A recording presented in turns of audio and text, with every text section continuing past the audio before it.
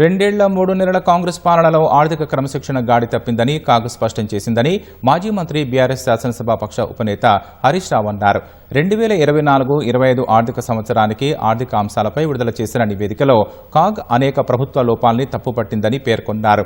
CAG నివేదిక రేవంత్ రెడ్డి సర్కార్కు చెంపపెట్టు లాంటిదన్న ఆయన ప్రభుత్వ పనితీరుపై తాము నిలదీస్తున్న అంశాలనే కాగ్ ప్రస్తావించిందని అన్నారు.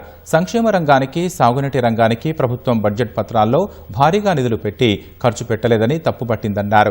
తెచ్చిన అప్పులను రాష్ట్రానికి ఆస్తులుగా మలచడంలో కాంగ్రెస్ ప్రభుత్వం ఘోరంగా విఫలమైందని తేల్చి చెప్పిందని, రాష్ట్రాన్ని భారీ రెవెన్యూ లోటు దిశగా తీసుకెళ్తున్నారని కాగ్ చెప్పకనే చెప్పిందని హరీష్ రావు తెలిపారు.